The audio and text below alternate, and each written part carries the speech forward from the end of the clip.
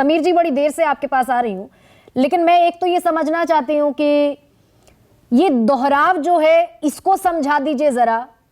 अलग अलग स्टैंड है ओबीसी को लेकर, क्या ये वोटर समझ रहा है? और विधानसभा के चुनावों में ओबीसी को लेकर जो लामबंदी हो रही है, पिछड़ों को लेकर जो लामबंदी हो रही है, कांग्रेस पूरी तरीके से मंडल की पिच पर खेलने पर आमादा है। ये जो राजनीति के बड़े बदलाव दिख रहे हैं, इसका इन विधानसभा के चुनावों पर क्या इंपैक्ट, क्या प्रभाव? देखिए गरिमा जी, एक तो राजस्थान, मध्य प्रदेश और छत्तीसगढ़ की अगर हम बात करते हैं विधानसभा चुनाव की, स्पेसिफिकली इन 3 राज्यों की मैं बात कर रहा हूं क्योंकि हिंदी बेल्ट के 3 प्रदेश आते हैं। एक साउथ का तेलंगाना है और नॉर्थ ईस्ट का मिजोरम है। आप देखिए कि मुझे ऐसा लगता है कि भारतीय जनता पार्टी और कांग्रेस दोनों को ही पिछड़ों से बहुत ज्यादा कोई लेना देना नहीं है। दोनों एक परसेप्शन की राजनीति वहां करना चाह रहे हैं कि पिछड़ों के हम सबसे बड़े हितैषी है। आप देखिए मध्य प्रदेश में तो शिवराज सिंह चौहान पिछड़ों के मुख्यमंत्री रहते भारतीय जनता पार्टी के। मध्य प्रदेश में कितना पिछड़ों का भला हो गया इसके अंदर। मुझे ऐसा लगता है कि सिर्फ ये कह देने से, अमित भाई ने कल कह दिया तेलंगाना के अंदर कि ओबीसी का मुख्यमंत्री दे देंगे, क्या मध्य प्रदेश में घोषणा नहीं कर सकती थी भारतीय जनता पार्टी कि पिछड़ों का मुख्यमंत्री शिवराज सिंह चौहान है और फिर से हम पिछड़े के मुख्यमंत्री शिवराज सिंह को बनाने जा रहे हैं। रमन सिंह जो ठाकुर के मुख्यमंत्री छत्तीसगढ़ में 15 साल रहे, हम वहां पर पिछड़ों का मुख्यमंत्री देंगे। राजस्थान में हम पिछड़ों का मुख्यमंत्री दे देंगे।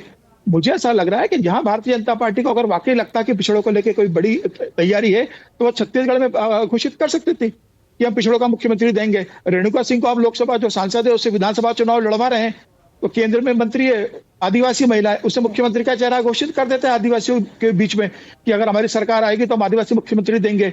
भूपेश बघेल जो खुद पिछड़े से आते हैं, लगातार ठाकुर रमन सिंह पूरे प्रदेश में 5 साल बोलते रहे और ये छत्तीसगढ़ जनता को बताते रहे कि मैं ओबीसी हूं और रमन सिंह ठाकुर है, मैं ओबीसी का मुख्यमंत्री हूं। अगर भारतीय जनता पार्टी की सत्ता आएगी तो फिर से ठाकुर मुख्यमंत्री बनेगा, कोई ओबीसी आदिवासी दलित नहीं बनने वाला है। तो मुझे लग रहा है कि तीनों राज्यों के अंदर अगर आप देखेंगे तो ये ओबीसी में एक परसेप्शन की लड़ाई लेकर चल रहे हैं। राहुल गांधी महिला आरक्षण के बाद से लेकर राहुल गांधी लगातार ओबीसी की बात कर रहे हैं कि हम ओबीसी जनगणना करवाएंगे, उसका सर्वे करवाएंगे और उसके आधार पर निर्णय करेंगे। कांग्रेस के पास कहने के लिए कि हमारे 3 मुख्यमंत्री ओबीसी आते हैं, सिद्धारमैया कर्नाटका से ओबीसी आते हैं, अशोक गहलोत राजस्थान से ओबीसी आते हैं और भूपेश बघेल ओबीसी से आते हैं।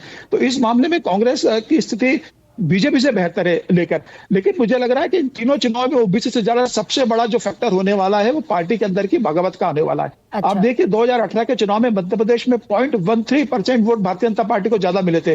अगर वोटों की संख्या देखें तो 47,000 वोट भारतीय जनता पार्टी को ज्यादा मिले थे, लेकिन 5 सीटें भारतीय जनता पार्टी को कम मिली थी पिछले चुनाव में। कांग्रेस ने सरकार बना ली थी। राजस्थान की अगर हम बात करें तो राजस्थान में भारतीय जनता पार्टी और कांग्रेस के बीच में सिर्फ 1.5 लाख वोट का फर्क था। 1.5 लाख कांग्रेस को वोट ज्यादा मिले थे और 27 सीटें कांग्रेस को ज्यादा मिली थी। कांग्रेस सरकार बना ली थी। राजस्थान के अंदर पिछली बार आप देखिए हनुमान बेनीवाल, वो तो भारतीय जनता पार्टी के साथ थे, उन्होंने अपनी पार्टी बना के लड़े। घनश्याम तिवाड़ी अलग पार्टी बना के लड़े। जसवंत सिंह के बेटे अलग से चुनाव लड़े। 22 उम्मीदवार 2018 में राजस्थान के अंदर भारतीय जनता पार्टी से बगावत करके लड़े थे, जिसमें हनुमान बेनीवाल और घनश्याम तिवाड़ी ने अपनी पार्टी बनाई थी। घनश्याम तिवाड़ी को वापस लौटाया, राज्यसभा पार्टी ने भेज दिया। हनुमान तिवाड़ी अभी भी अलग पार्टी बन के मैदान में दम लगा रहे हैं। पिछले चुनाव में तो राजस्थान में कहा गया था वसुंधरा तेरी खैर नहीं, मोदी तुझसे बैर नहीं, और इस कारण राजस्थान हारे थे। मध्य प्रदेश में 10 सीटें 1000 वोटों से कम से हार गई थी, इसलिए भारतीय जनता पार्टी सत्ता से बाहर हो गई थी। इस बार भी सबसे बड़ा फैक्टर राजस्थान और मध्य प्रदेश में अंदर भारतीय जनता पार्टी और कांग्रेस के अंदर जो बगावत करके खड़े हो रहे हैं उनके होगा। अभी देखना होगा कब तक चुनाव में रहते हैं।